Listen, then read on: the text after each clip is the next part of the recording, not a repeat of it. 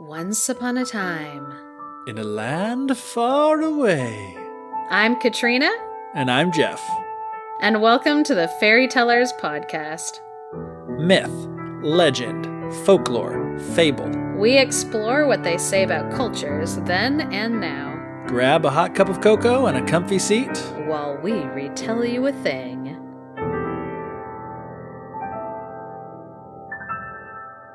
Welcome back. We have a surprise episode for everybody. Surprise! So, most of the world right now knows the pandemic that's going on. And there are a lot of people that are spending more time at home, us included. Yep. But luckily, Geoff and I are always social distancing with each other. Yep. I make it a rule not to get within 500 miles of Katrina at any time, just to be sure. Just to be sure I don't, cough on you. So while we had all this extra spare time, we figured we might as well make a bonus episode, because we don't normally release on the fourth Friday every month. We do first and third, and sometimes fifth if there's a fifth Friday. But this one's a weird one. Completely unprecedented. We're going to do something also a little different from our usual episodes, because normally our format is pretty much set of story time and then discussion. But today, Geoff had a really fun, awesome idea for something that we could do. Yeah, I have been somewhat obsessed lately with Dungeons and Dragons. As huge of a nerd as I am, surprisingly haven't played Dungeons and Dragons until pretty recently, 2 years ago. But I love it, and I wish I could go back in time and start playing from the time I was 10 years old. So being inspired by Dungeons and Dragons, we thought it might be fun to do kind of a character alignment chart with different fairy tale creatures. And the character alignment thing is kind of like a meme in and of itself. So you may be familiar with it, having no knowledge of Dungeons and Dragons or whatever, but what it is, it's lawful good, lawful evil, that sort of thing. So basically what the alignment is, it's a way to describe the behavior of a character that you play or that you that's a non-player character in Dungeons and Dragons, and it's basically aligned on two axes, and it makes a matrix of 9 different categories. So on one end you have lawful to chaotic. And so lawful being you follow the rules, you follow the law, and chaotic being you don't, you do whatever you want. And then you have on the other side the matrix from good to evil, and good basically being somewhat defined by selflessness. So, your ability to put the needs of others before yourself, and evil basically being selfish. So you do things for your own ends. So a couple good examples of things would be you talk about lawful good would be someone that wants to do what's right, wants to do what's best for others, but they're also going to follow the letter of the law in order to do so. And then on the other side of that, where you have lawful evil, you'd be oh, how can someone follow the rules but do it for an evil purpose? It's well, they're very much about finding the rules and exploiting the rules and the loopholes in order to help themselves. So we thought it might be fun to just discuss different fairy tale characters and try to put them in these different groups. And, we'll probably disagree and try to figure out why. And we'll hopefully learn a little bit about some of these character types as we go along. Yes. So between these two things, you have 9 alignments you could fall under, because in between lawful and chaotic, you have a neutral, and in between good and evil, you also have a neutral. So it's you could go either way on being lawful or chaotic, or you could really go either way on being good or evil. Putting right at the center, true neutral, which is, just a really weird, who knows what they're going to do. They could do anything really, but they're not chaotic at the same time. So it's just kind of how do you describe true neutral? It'll be a challenge to see if we could come up with a fairy tale or fairy tale, archetype that is truly neutral. So just to really quickly go through all 9 of them, you'd have lawful good, neutral good, chaotic good. They're all good, but they have varying levels of following the rules. Then you'd have lawful neutral, true neutral, and chaotic neutral. So they're all neutral as far as good and evil is concerned. They're not much concerned with that, but you have the variation on whether they're trying to abide by the rules or whether they're just doing whatever they want. And then you have lawful evil, neutral evil, and chaotic evil. again, they're all evil. They're all looking out for themselves. But the way they go about it is different. Lawful evil is going to go by the book and follow rules and codes and laws and loyalties in order to manipulate people and get what they want. Neutral doesn't care much either way. And then chaotic evil is just going to do bad stuff and do whatever they want as long as it gets them what they need in the end. So, and also, we've written down some characters. I think I put like 20 different characters inside of this cup. I've got a mug. It has 2 doves on it, and it says, "I dove you." I'm obsessed with birds. She really is, if you haven't noticed. So I've got about 24 character names inside of my bird mug. And so we're going to pull one out, and then we will not stop until all 24 are... No, just kidding. I wanted to do the shuffling of the paper really close to the mic so that it's like, oh, we have a sound studio. Yeah. Like, just kidding. It's a mug. Our sound studio is a mug. So the first one I pulled out is Cinderella. Cinderella. So, first of all, if you've been listening to the podcast, we are going to have to decide what Cinderella we're talking about. Yeah. Because Jean-Baptiste Basile's Cinderella that decapitates a woman is different from Charles Perrault's, like the French Cinderella that we all know from the movie. So which one should we do? Or do you want to do both? I don't know. Well, here, we could do both. I feel like, and we also in that episode talked about the Grimm's version, and the Grimm version and the Charles Perrault version are pretty similar as far as their behavior. Yeah. So we could do that one. And then just for fun, we could see what we want to think about the Jean-Baptiste Basile one. But let's start with, the classic Cinderella that people would think of when they think Cinderella. So, if we're thinking classic Cinderella... I mean, she's definitely good. Yeah, I feel like she's just basically lawful good. Like, she follows the rules. She does. Even when they're, like, totally to her own detriment. Like, she didn't... Yeah. She does sneak out of the house when she's been told not to. Oh, I guess that's true. That's like the first rule that she ever breaks. Yeah. So that's that's like a break from her usual character as a person. So what we're saying is that she starts off as lawful good, but then she has a bit of an alignment shift towards the end where she decides to be a little bit more of a rule breaker.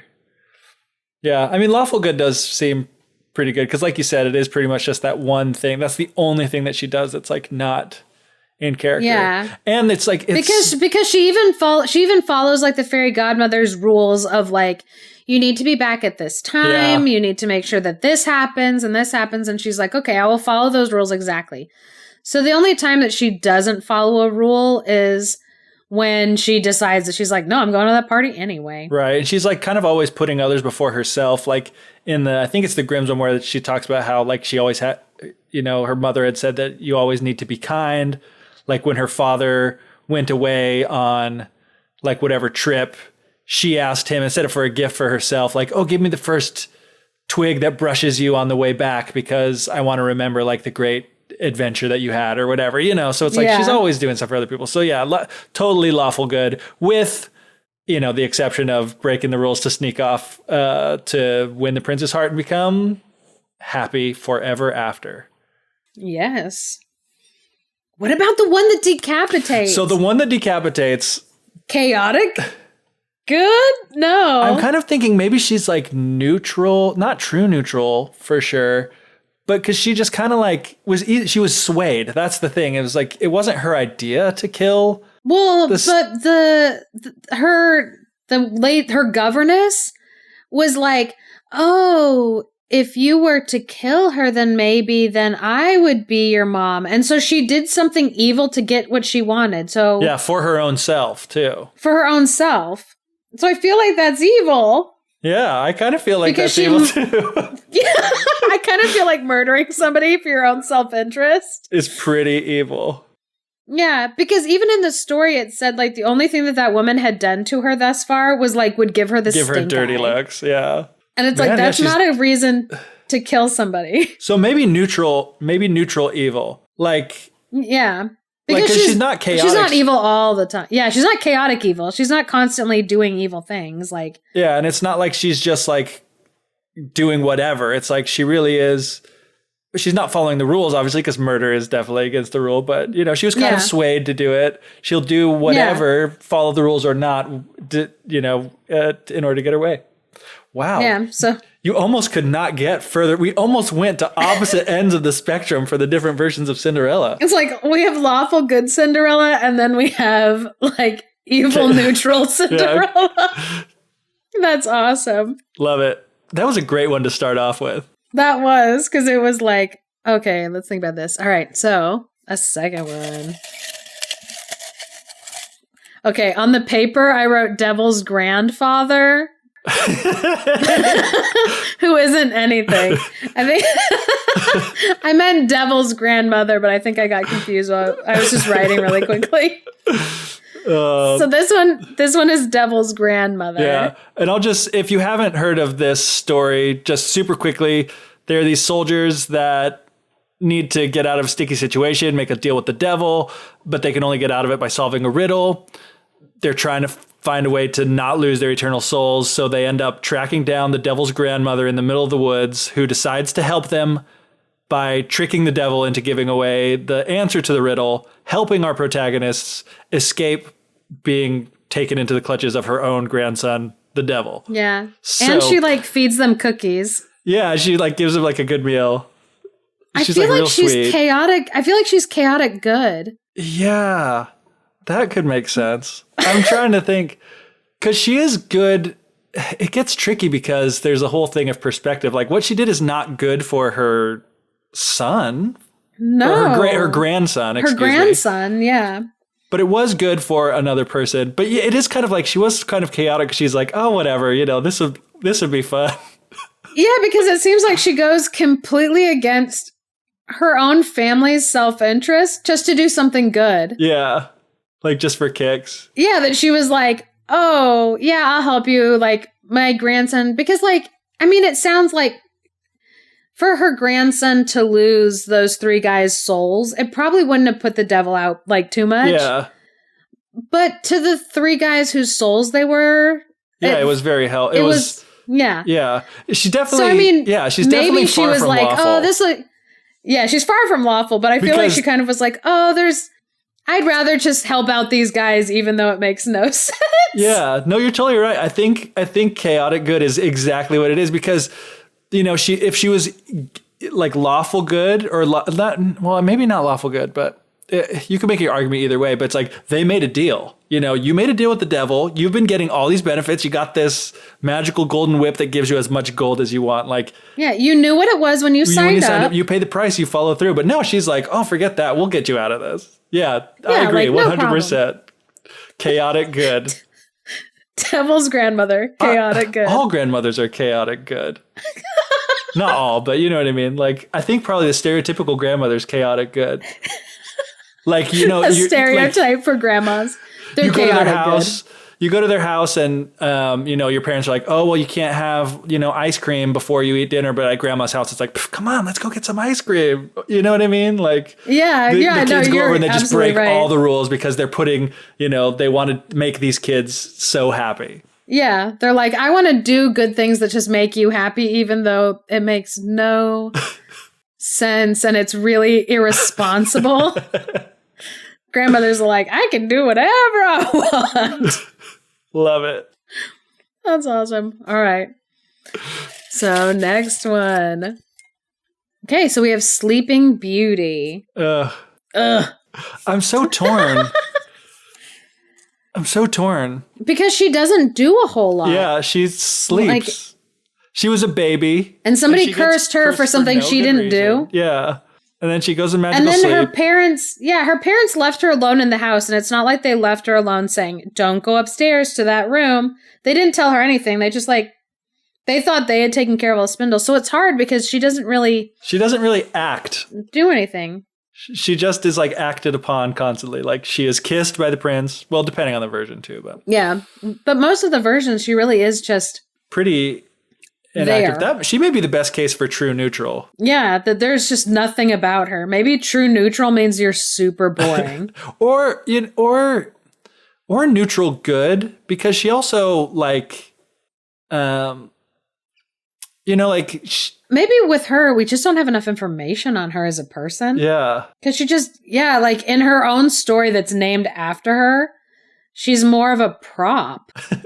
Yeah, so sad. I've met sausages in Grimm's Brothers stories that have more like, personality. Oh, man. Yeah. I hope nobody ever says that about me. That'd be like the meanest thing to say. I've met sausages who have more personality than you. Like, that is sunburn. It's a German sausage, so I mean, it's not as bad as if it were just any old sausage. Someday I want to tell that story just to tell it. The story of the bird, the mouse, and the sausage. Maybe if we're in quarantine long enough, that will be another episode, is me just telling that story because it's hilarious. I want to hear it. I actually still don't know. I purposely haven't read it because I want to hear your retelling of it. So yeah, if we're all still in quarantine next Saturday. Yeah, so Sleeping Beauty. Sleeping Beauty is not applicable. Need more information. Need more information. So, next one.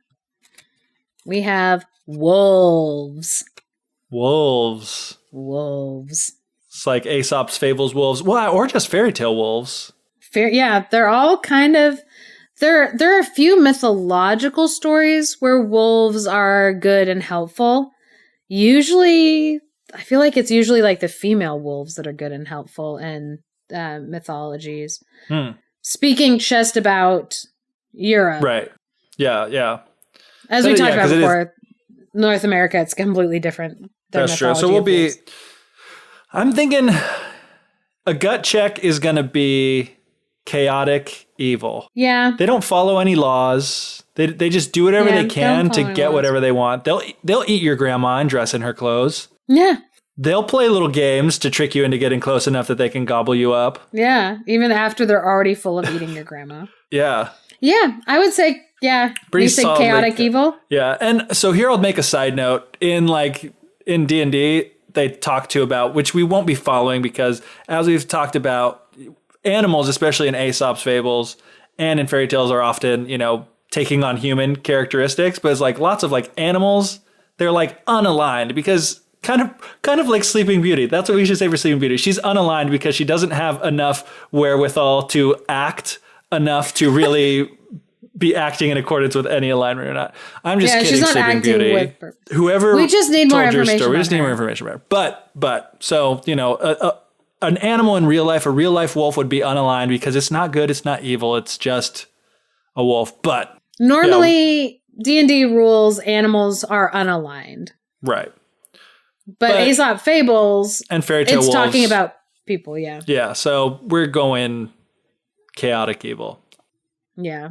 Think we're agreed. All right. The next one is Doulahan. Doulahan, my favorite. So again, another recap. Doulahan is basically the headless horseman from Ireland who is like 20 million times more terrifying. He carries around his own rotting head that looks like rotting cheese. He has a whip made out of a human spinal column that he'll use to like whip you in the face and blind you by hitting you in the eyes. Okay, but he will whip you in the face with his spinal column whip if he catches you doing something bad to like hurt another person. Yeah. So, and he goes to collect souls after the people have already died. He doesn't kill anybody. I stress all of those things. Yes, and he calls your name, and if he calls your name, that means you're going to die, and then he'll go and collect your soul. Yeah, so he's giving you fair warning. Yeah, that, as terrifying as he would look coming after you. He might be lawful good. He might be lawful good. That's so weird. No. It is so weird. Because he looks horrifying. But it's like how sometimes you'll like see somebody like on the street and like a biker or something, and they like stop their bike and then like help a grandma like cross the street. No, you're right. And they're like you talk. Yeah, and they're like, yeah, I look scary. Yes, I have brass knuckles in my pocket. Yes, I will hit you in the face if I see you hurting an animal. Yeah. Like They're like, I kill. There's that like article that goes around all the time about like, you know, Hell's Angels or like a biker gang that goes with like children into court, like when they're like testifying against like abusers or something like that, to be like, hey, we're on this kid's side. Oh my gosh, what a revelation. How could you say something so controversial yet so brave? Doulahan is lawful good. I think Doulahan is lawful good. Which is I want to argue with you so bad, but I just can't. Because, it's like he can wear whatever he wants or like have whatever tools he wants, but all of his actions point to him. He follows a code of ethics. Yes. That are based on like laws of like right and wrong. And he aligns with good.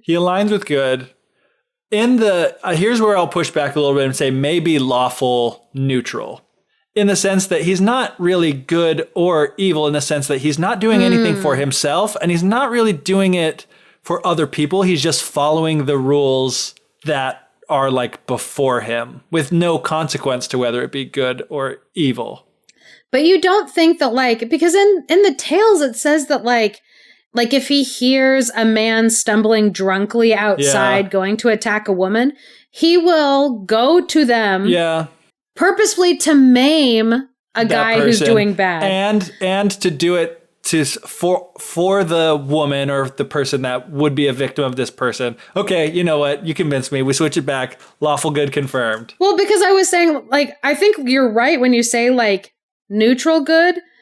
Right, but... When he's doing his job, and his job is to warn people that they're about to die and then collect their souls. That's his job. Right. But and so he's neutral good when he does his job. Yeah, but his side hobby is attacking people's eyes would-be rapists. Whip. Yep. So I feel and I'd say that's the truer show of his actual character too. So we're gonna go. You heard it here first, folks. Doulahan is lawful good. I love this game so much. Me too. It's even more fun than I thought it would be. Me too. Oh man. I'm excited now. As opposed to before, when I was like, you're this like, oh, this is going to be the worst episode ever. Okay, so this one is one that we haven't covered before, but might be familiar to people. The Little Red Hen. So to recap that one really quick, there is a little red hen, and she finds a wheat seed kernel. And she, like, asks all of her friends that are other animals, like, oh, pig, do you want to help me do this? To plant this? And all of them are like, no, I don't want to do that. And every single process, she asks her friends if they will help her. And they're all like, no, that sounds like too much work. It's too much work. And finally, at the end, after she does all the things of, like, growing the wheat, threshing it, taking it to the mill to grind into flour, baking it to bread, she's done all this work all by herself. And then she asks, like, who wants to come and eat this bread with me? And all of her friends are suddenly like, I do. I want to come and eat the bread. And she's like, no, it's for me. And then she eats the whole thing. And that's the story of the Little Red Hen. So, clearly lawful, but where does it fall? Yeah, she definitely has, like, a code of evil ethics. She's like, you didn't help, you get no food. Yeah, I feel like she's lawful neutral almost. Because she doesn't do it petty. Yeah. I feel like, I mean, sometimes the way that you tell it, maybe it's a little petty. Especially because she asks them, like, who wants to help me eat this bread? And then they're like, me. And she's like, suck it. So maybe a little petty. But she didn't start off, here's the part where I think it's not evil, though, because she didn't start off this whole time trying to find a way that she would get to eat all the bread. It's not like she tricked them into not helping so that she didn't have to share it. She gave them every opportunity to help. Yeah. But they just didn't. So even though it's harsh, and I think she deserves to be a little petty. Yeah. When everyone like repeatedly refused to do anything to help. So yeah, I would lawful neutral. That sounds good to me. Yeah. Because she's lawful. Whether it turns out to be good for her friends or bad for her friends, she's like, no, the rules are, if you want the bread, you have to help. Yeah. You didn't help. That was your choice. This is what we're doing. And if any one of those animals had helped her, she would have, I feel in my heart, she would have let that animal eat some bread as well. She'll be like, even I feel like even if they had just helped at the end, if they had been like, oh, we'll help you knead the dough and bake the bread. Like, yeah. Like I was busy before and I wasn't thinking about your feelings, but now like I'll help you. I even think then she would have been like, okay, you did something to help. I'll give you some. Yeah, totally. Agreed. So, yeah. Lawful neutral. Lawful neutral. The little redhead. As opposed to Doulahan. Who was lawful good. Little redhead is lawful neutral, but Doulahan, the man carries his own rotting head and a spinal column whip, is lawful good. It still is blowing my mind. Okay, so next one. So the princess from east of the sun, west of the moon. I don't think we can give everybody a short recap of that story. Oh my it's gosh, kind of it's so long. But basically, she's a princess who goes on a quest to save a prince. Yes. After she finds out that he's a prince. After she finds out he's a prince. But she kind of fell in love with him before she knew that he was a prince as well. True. Yeah. Yeah. So, and that is an important part of her character. So here's the thing I think is a key point that people need to understand. She found out there was some like magical lingo that was accidentally broken by her that made it so that she couldn't be with the prince and he had to go away back to his kingdom. And he said, you're never going to be able to get there. It'll be super dangerous. Do not come after me. I'm sorry. This sucks. And was like, peace out. And she was like, nope, I will dedicate my entire life to getting you back or die trying, basically. Yeah. So definitely good. Yeah. It might be... She's kind of doing it for herself too, though. Yes. Because even at the beginning, when she went with the prince, he was disguised as a white bear. Yes. But she went with him... She went with him willingly. She went with him willingly, but he... begrudgingly. Traded... Yeah, but begrudgingly. But he was giving her family lots of riches. And so again, she was doing it for kind of that beginning part for her own self-interest. I would argue the other way, though. I would say she was doing it for her family. That's true. She did it for her family. And then she was also, I think, even though she loved, like, the prince, she was doing it for the prince, too, because he was going to have to marry a troll because she had broken a promise. Yeah, yeah. And so she was going to free him by working really, really hard to free him. Yeah. So, yeah. So would she be neutral good? That's what I'm kind of thinking, because she is a rule breaker. Yeah. Like all along the way.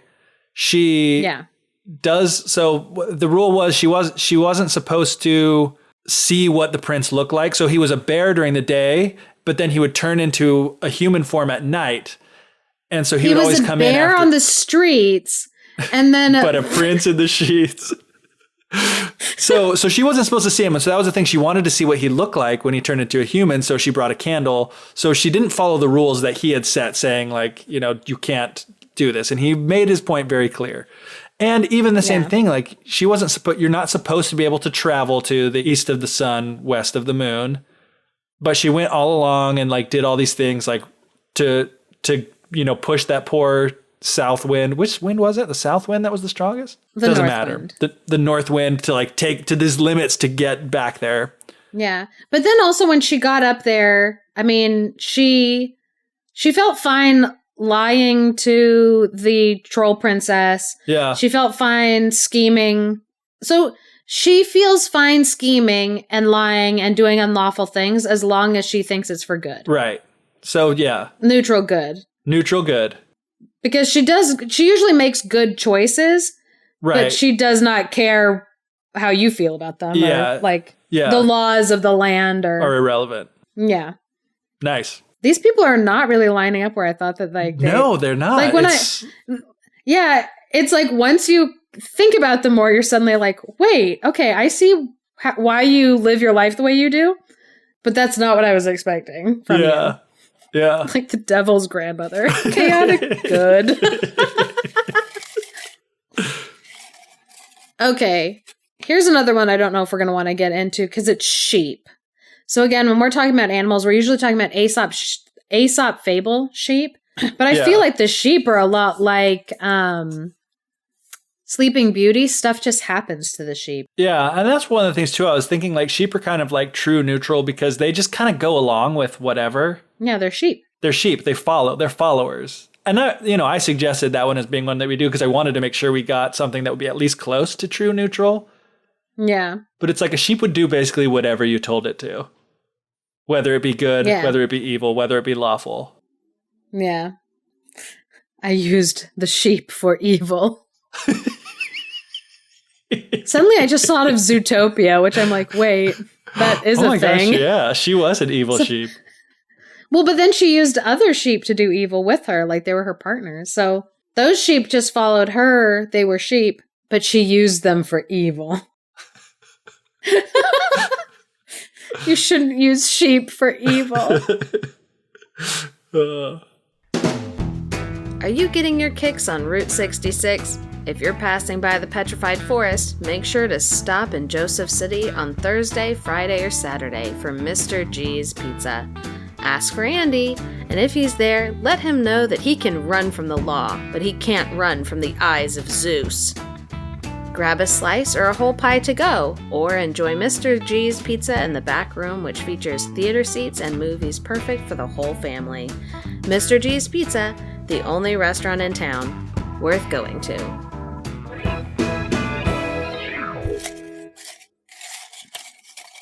Okay, so next one. The hair, specifically from the tortoise and the hare.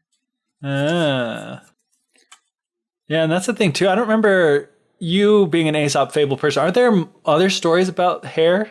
There are other stories about hair. I cannot think of one off of the top of my head. That's okay. So if we're thinking about the tortoise and the hare, most people would probably, if they're familiar with like Western storytelling, they've heard this story before.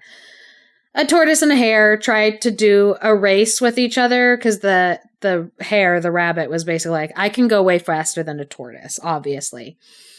So they start the race, and the tortoise is like, I'm just going to keep going. I'm going to keep going. The moral that we tell children of the story is like, slow and steady wins the race. It's not really the moral of the story, but that's neither here nor there. It's neither here nor there. So anyway, the rabbit is like, I'm totally going to beat him. I'm just going to lay down. I'm going to take a nap. So he goes and he takes a nap, but the tortoise just keeps going. And then the tortoise crosses the finish line just as the hare is waking up from his nap. And he's like, oh no, my hubris.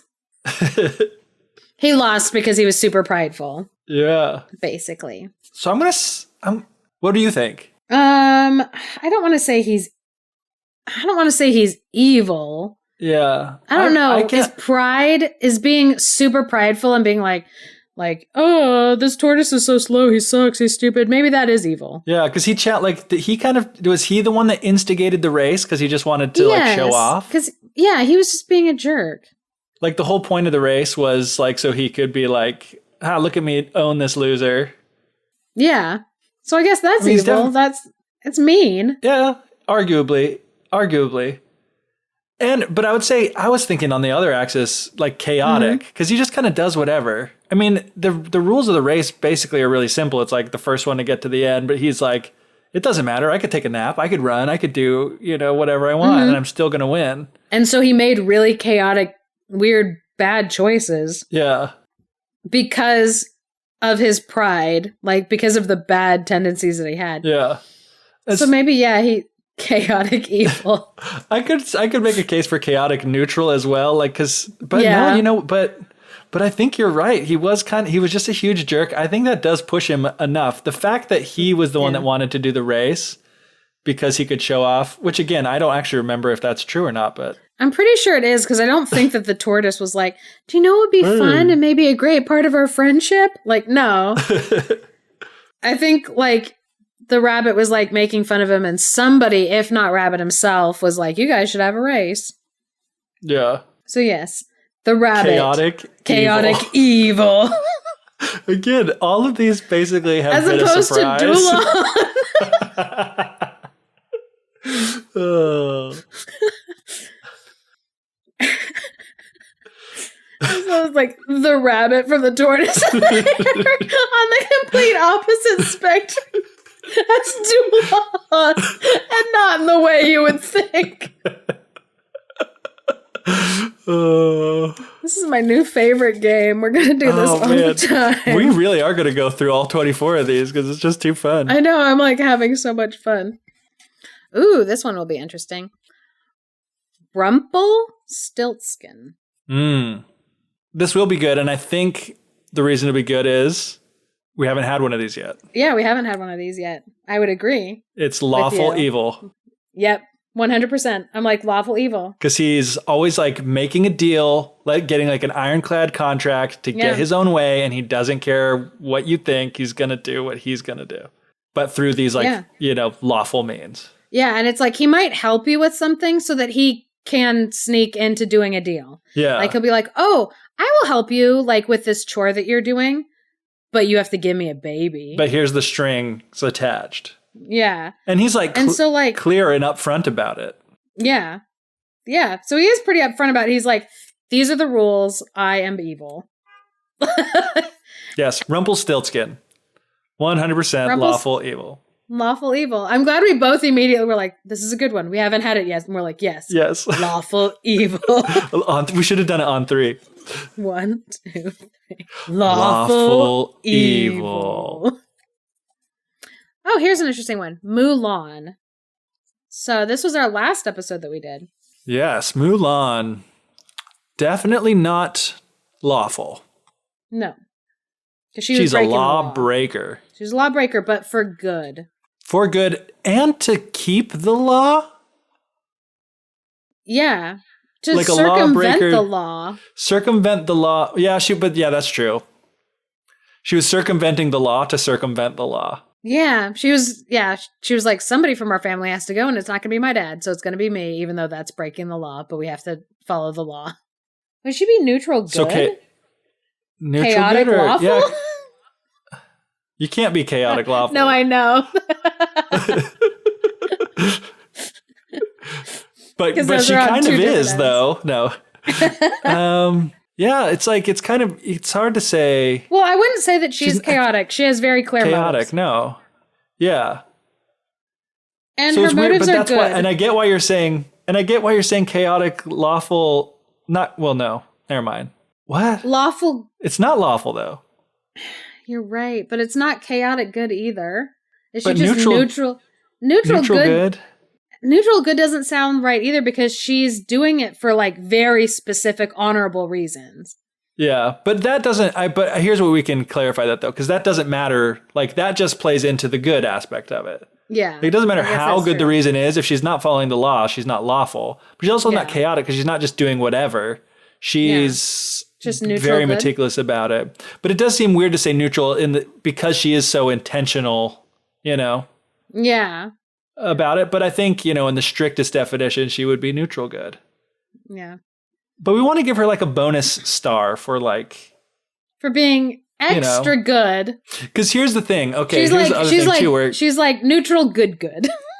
Yeah, neutral good. And it's kind of like, again, you could get into the law of the land, the law of the dynasty that she was under. She was definitely breaking, but she was kind of, nope, never mind. I was going to say she was kind of keeping with like the familial, that was a big thing to like be loyal to her family. Yeah, so she was kind of keeping with that. That's just more about her being good. But that's all about her being good because and then to do that, she was breaking all sorts of social norms. She was also breaking the norms of how she should behave in her family for the overall good of her family. Yeah. So, yeah. So she can't be lawful. But she can't be lawful. But she's way more good than neutral. She's way more good than neutral. That's a good way to put it. Yeah. She's just good. Yeah. Like, because it's like, you can go north, you can go west, you can go northwest, but you can also go northwest. Right. And I feel like she's neutral good. Neutral good. All right. Official. I made that up. I'm pretty sure that is not part of the alignment chart. No, but I love it. So that's our official stance here on the Fairy Tellers podcast. Mulan is good. Neutral, good. Neutral good. And we will fight you if you disagree. Because we're chaotic good. No. We're good, chaotic. All right. Ooh, this one is fairies. This is one, I think we've mentioned it before. We've mentioned it several times, like on the podcast before, that fairies, if you think about Puck in Midsummer Night's Dream, it is... Thinking about him real hard. It's like just straight up almost, it's just like, it's chaotic neutral. Fairies are chaotic neutral. Where like... and more chaotic than neutral. More chaotic than neutral. They're neutral, chaotic. Where, because it's like, if I happen to like walk into a field and I'm met with like a bunch of fairies dancing in a ring, they could either decide, wow, we hate you. Just from looking at me, they could just turn around and I'll be like, wow, we hate you. We are going to turn you into like a tree monster. For like, just chaotic. No reason, yeah. Or they could turn around and see me interrupt them dancing and they could be like, come dance with us and we're going to shower you with beauty and the graces and we're going to give you all these wonderful like things and now you're like more holy and special than anybody else. Just from like the look about you. They're like, I like the cut of your jib. Is that a phrase? So chaotic. Yeah, that's totally a phrase. If not, it should be. We like the cut of your jib. I feel like I've heard that before. I feel like maybe it's just you. I mean, I'm like, maybe part of it is a phrase.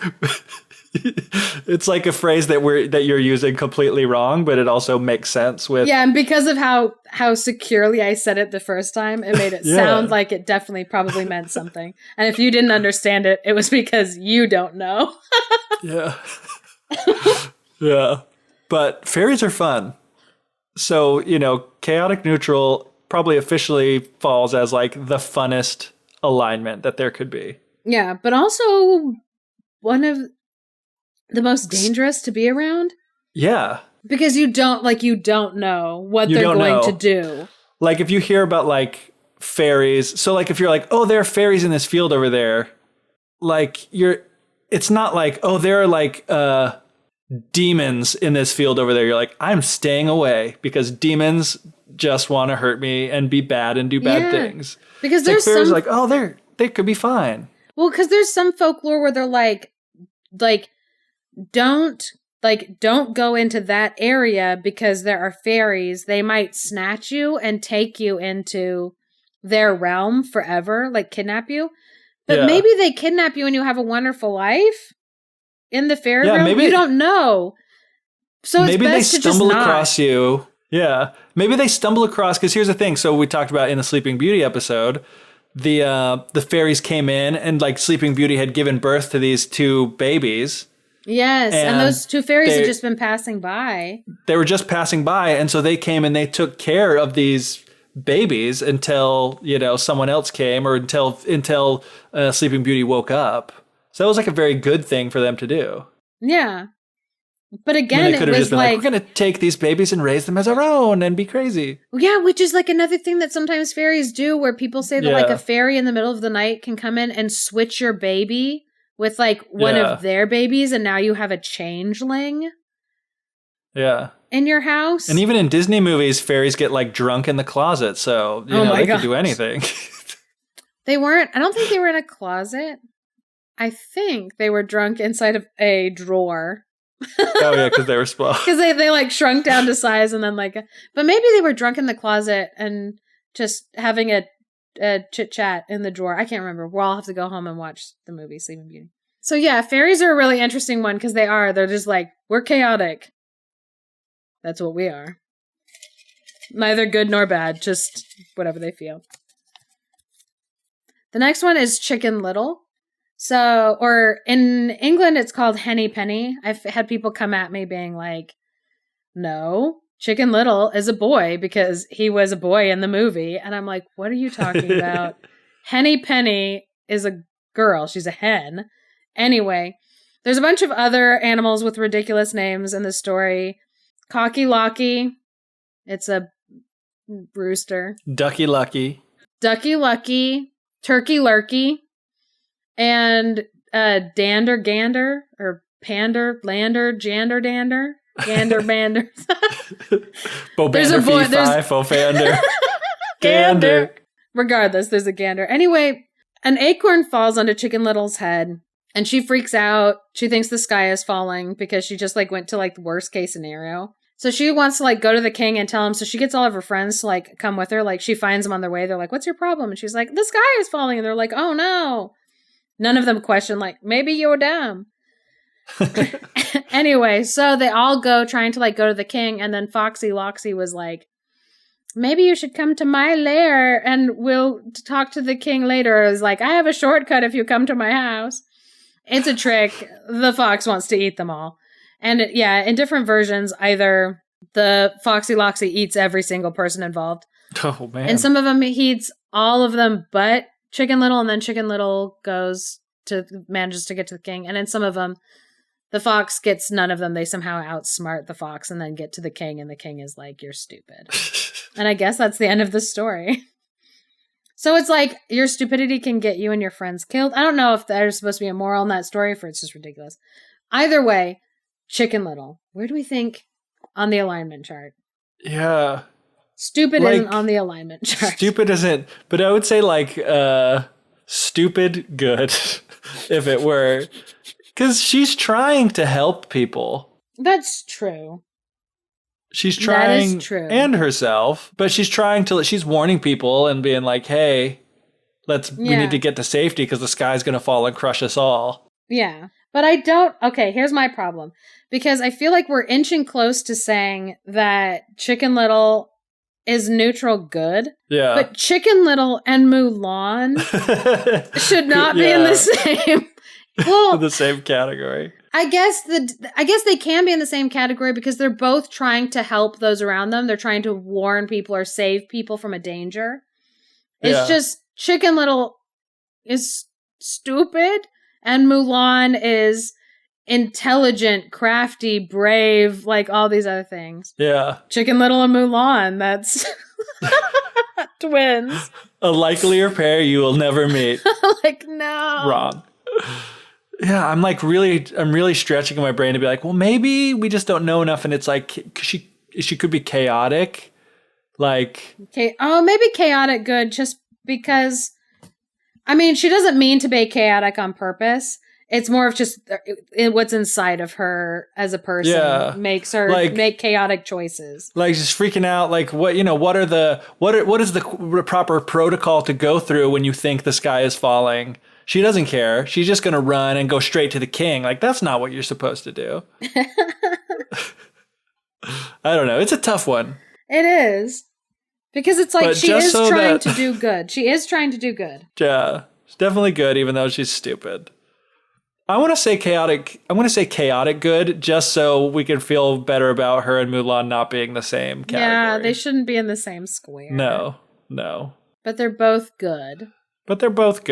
They're just good in very different ways. But let's just say the king is never going to offer Chicken Little a position on the court. And the emperor totally does for Mulan. Awesome. So yeah, somewhere between neutral good and chaotic good is a very confused chicken. Named Henny Penny. All right, let's do one more. And hope it's a good one. All right, so our last one is the devil. So we talked about his grandmother, who's chaotic good. And I think... What is the devil? I think the devil is the complete opposite. He's lawful. Lawful. Yeah. Yeah. Because he's lawful evil. Yeah.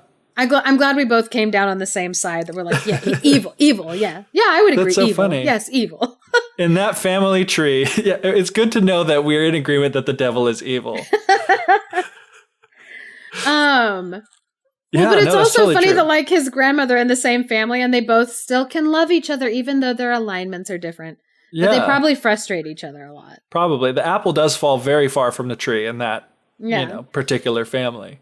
But, okay, because he's all about his contracts. Like, so we talked about in The Devil and His Grandmother, in that story, he made the deal with those soldiers.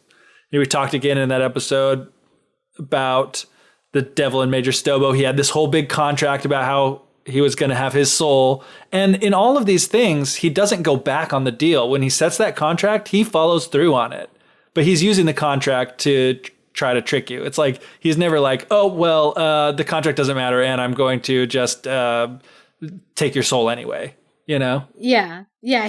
Or he also isn't like, oh, you make a really good point pleading for like your life or something. So I guess I'll just rip up this contract and let you go on your way. Like, right. No, he's like, you filled out this contract.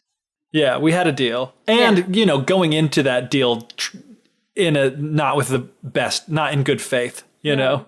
Which is kind of what we just talked about with Rumpelstiltskin. Yeah.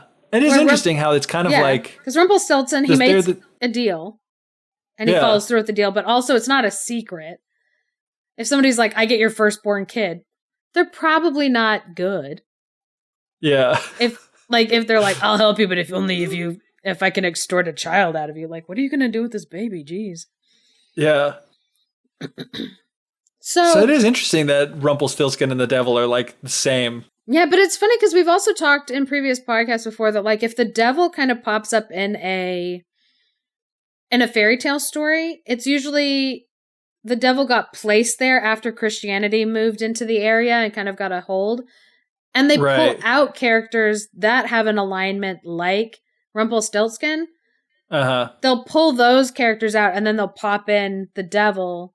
The devil. Yeah, so it kind of makes sense that like these characters that have the same kind of motives and like alignment when they're making decision making, that is how people pull them out of stories and then pop in new characters that have that same alignment. Yeah, and that's interesting. And a good, I think this is a good one to bring up at the end, too, that it's going back, that's brought about the conversation in this way. But, in different cultures throughout the world, there's probably a need for, we need to have a lawful good character. We need to have a lawful evil character to show these different sides of humanity. Yeah. So it's really interesting that, that was so easy to do because there is a need in these stories to have someone fulfilling that role, showing what it can be like to be a tricky person that goes by the book, but for bad reasons. Yeah.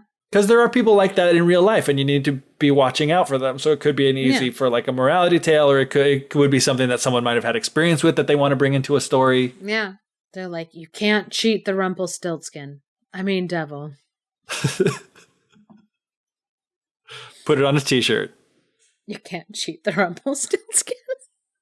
Man, that was really, really fun. That was way more fun. I mean, I thought it was going to be a fun I agree. thing to do, but that was way more fun. Because when I came up with the characters, I didn't have any preconceived notions about where people would end up, except maybe the devil. I was like, probably. Well, no, I was even like, evil somewhere on that chart. Yeah. Yeah, and it's interesting because I kind of, when I was throwing out some of the characters when we were discussing who we might want to, I was putting things in there, like we brought up with the sheep or whatever. Some of them I did have because I was trying to make sure we covered the spectrum. So I was like, oh yeah, this person would probably be this one would probably be that.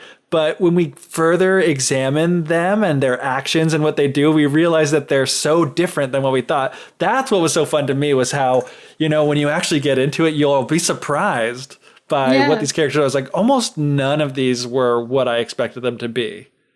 Yeah. Almost none of them.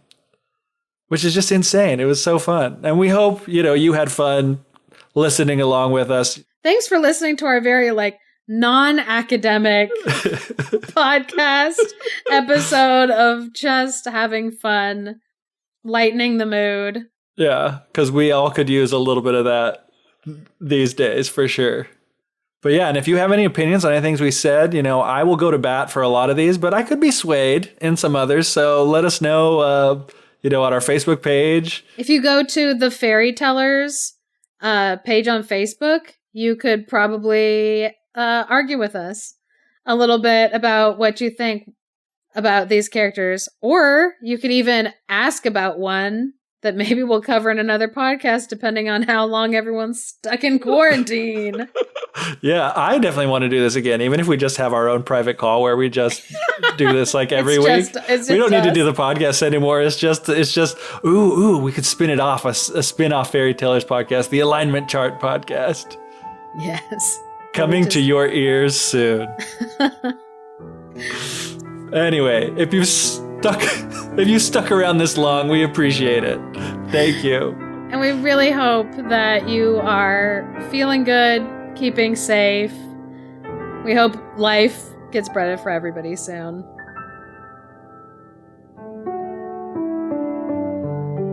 Thank you for listening to The Fairy Tellers. If you are enjoying what we're doing, please support us by leaving us a review or share us with your friends. Special thanks to Andrew Forey for our music and Clarice Inch for our artwork. This episode contains additional music from Kevin MacLeod at Incompetech Music. Check him out at incompetech.com. If you are a dreamer, come in. If you are a dreamer, a wisher, a liar, a hoper, a prayer, a magic bean buyer, if you're a pretender, come sit by my fire, for we have some flax golden tales to spin. Come in, come in. Invitation by Shel Silverstein.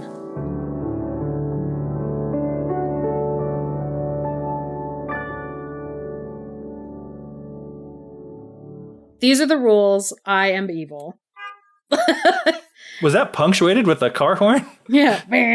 Like, somebody outside is doing some social distancing and is just playing with their car outside. Nobody's allowed to go outside. They're saying, I'm here. You have to stay in your house.